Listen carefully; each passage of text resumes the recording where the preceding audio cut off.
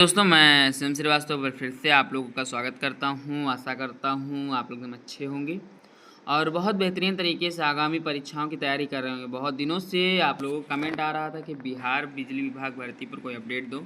Answer की आ गई है, रिजल्ट वगैरह अभी नहीं आया है, कब तक आएगा सब कुछ मैं बताऊँगा। तो लगभग 68,000 बच्चों ने अपना डाटा शेयर किया, उस डाटे के ऊपर मैं एनालिसिस करूँगा।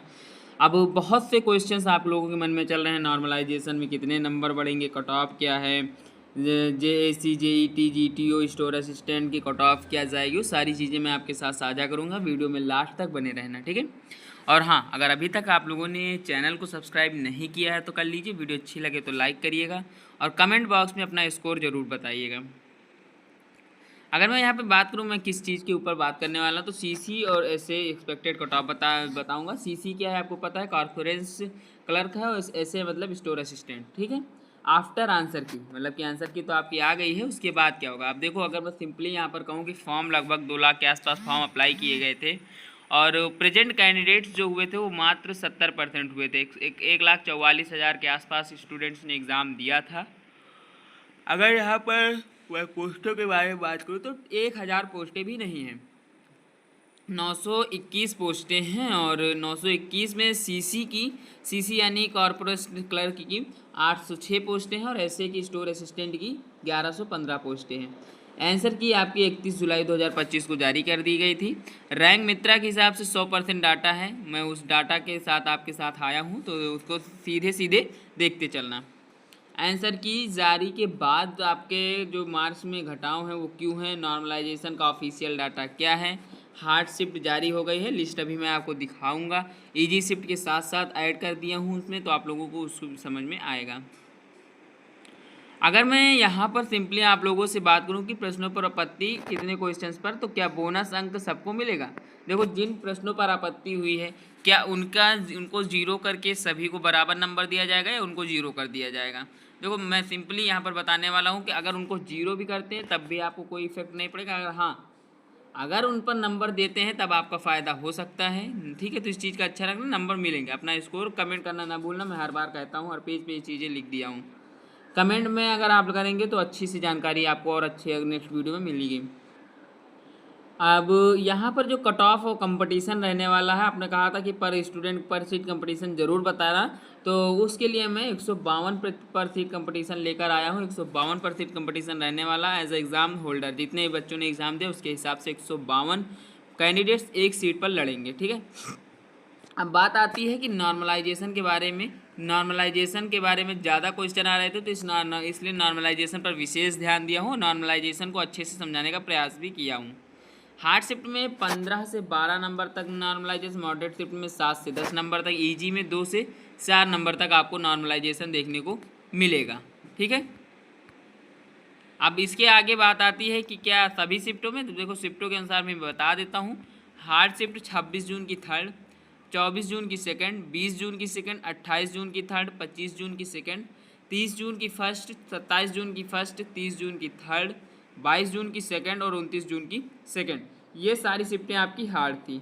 अब बात आती है मॉडरेट शिफ्ट की। तो मॉडरेट शिफ्ट में 30 जून की सेकंड शिफ्ट मॉडरेट थी, 24 जून की सेकंड शिफ्ट मॉडरेट थी, 28 जून की सेकंड शिफ्ट, 25 जून की थर्ड शिफ्ट, 25 जून की थर्ड शिफ्ट, 29 जून की फर्स्ट शिफ्ट, 27 जून की थर्ड शिफ्ट, 27 जून की सेकंड शिफ्ट, 20 जून की थर्ड शिफ्ट, 26 जून की सेकंड शिफ्ट, 20 जून की फर्स्ट शिफ्ट और 22 जून की थर्ड शिफ्ट। ये डाटा एनालिसिस के बाद है, ऐसे ही तुक्का मार कर नहीं लिखा गया, तो इस चीज़ को ध्यान रखना। 26 जून की थर्ड शिफ्ट ईजी शिफ्ट, 28 जून की फर्स्ट शिफ्ट, 24 जून की थर्ड शिफ्ट, 26 जून की फर्स्ट शिफ्ट, 30 जून की फर्स्ट शिफ्ट, 22 जून की सेकंड शिफ्ट, 25 जून की फर्स्ट शिफ्ट, 29 जून की थर्ड शिफ्ट और 23 जून की थर्ड शिफ्ट यहाँ पर आप लोगों की ईजी रहने वाली है।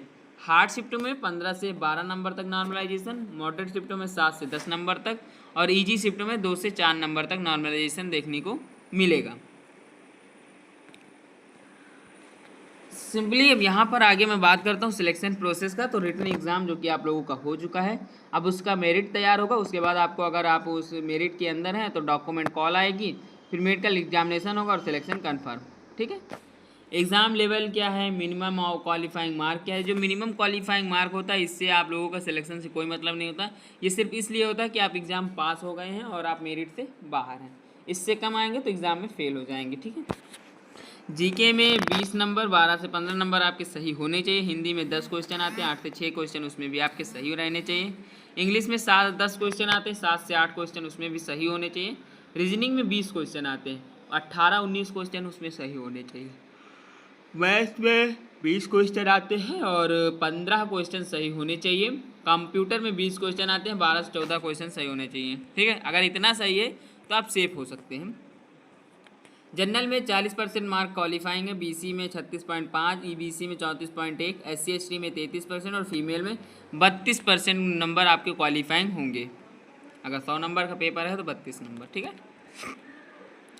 अब जो सेफ स्कोर मैं बताने वाला हूँ ये विदाउट नॉर्मलाइजेशन है, इसलिए आप लोग अगर चाहें तो इसमें 4 से 5 नंबर घटा सकते हैं, अगर मतलब कि नॉर्मलाइजेशन ऐड करना है तो। ठीक है, नॉर्मलाइजेशन ऐड करना है तो 4-5 नंबर बढ़ा सकते हैं। इजी हार्ड शिफ्ट से अगर बिलोंग करते हैं तो उस हिसाब से आप लोग देख लीजिएगा। ठीक है। सिंपली यहाँ पर मैं जनरल कैटेगरी की बात करूँ तो मेल में 75+ के आसपास स्कोर रहेगा, फीमेल में 70+, बीसी में 73 की प्लस आसपास स्कोर रहेगा और फीमेल में 68+, AWS में 71 मेल आसपास रहेगा और 66+ फीमेल रहेगा, EBC में 68 मेल आसपास रहेगा, फीमेल 63+ रहेगा, ESC में बात करूँ तो मेल 65+, फीमेल 62+, ST में बात करूँ तो मेल 63+ और फीमेल 60+ रहेगा। आप सभी अपना स्कोर कमेंट करना ना भूलें। मैं बोला था हर पेज पे लिखूंगा, मैंने हर पेज पे ये चीज़ें लिखी हैं। अब बात करता हूँ यहाँ पर आप लोगों से रिजल्ट के बारे में थोड़ा सा, कि आप लोगों का आखिरकार रिजल्ट कब तक आएगा। तो देखो, रिजल्ट के बारे में बात करूँ तो आप लोगों को जानते हैं कि अभी आप लोगों का 31 जुलाई को रिजल्ट है, मतलब कि वो आया है कट ऑफ, मतलब नॉर्मलाइजेशन, अरे यार क्या बोलते हैं उसको, आंसर की आई है। अब उसके बाद आप लोगों का रिजल्ट लगभग ये मान लीजिए यहाँ से आप लोग 20 से 25 दिन, अगर सब कुछ सही रहा तो, अगर सब कुछ सही रहा तो 20 से 25 दिन में आप लोगों का रिजल्ट आ जाएगा। और जैसे ही कोई नई अपडेट आती है तो मैं आप लोगों को ज़रूर बताऊंगा। ठीक है। अगर मैं यहाँ पर सिंपली आप लोगों से ये भी कहता हूँ कि आपका 15 अगस्त चल रहा, 20 सितंबर के आसपास रिजल्ट आएगा, तो ये भी गलत नहीं होगा, लेकिन मैं दिन बताता हूँ ताकि आप लोगों को अच्छे से समझ में आ जाए। तो 15 से 20 दिन में आप लोगों को रिजल्ट आ जाएगा। कंपटीशन आप लोगों को मैंने बता दिया है कि कंपटीशन 152 स्टूडेंट पर सीट रहने वाला है, क्योंकि फॉर्म 1,44,000 स्टूडेंट ने एग्जाम तो दिया ही दिया है, तो उसके हिसाब से मैंने कैलकुलेशन करके एक सीट पर 152 स्टूडेंट निकल रहे हैं। इन 152 में 151 ऐसे स्टूडेंट होंगे जो इस बार उदास होंगे, एक स्टूडेंट ऐसा होगा सिलेक्शन होगा, और वो एक स्टूडेंट इन 151 स्टूडेंट्स के क्या बड़ा होगा, नहीं ऐसा नहीं है। सिलेक्शन सीटें कम होने की वजह से हम उन विद्यार्थियों को खो देते हैं जिनमें वो प्रतिभा, वो क्षमताएं होती हैं जो एक सरकारी नौकरी के चाहिए, लेकिन उन क्षमताओं को कभी कभी किस्मत नाम का सहारा मिल जाता है, तो उस स्टूडेंट्स को ऊपर उठा दिया जाता है, जिससे उम्मीदें होती हैं। ठीक है, तो आशा करता हूँ, उम्मीद करता हूँ और विश्वास करता हूँ कि आप लोगों को चीज़ें समझ में आई होंगी। मिलता हूँ किसी और कट ऑफ के साथ या किसी और सरकारी अपडेट के साथ, तब तक के लिए धन्यवाद।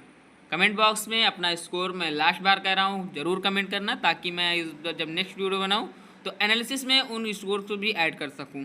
धन्यवाद।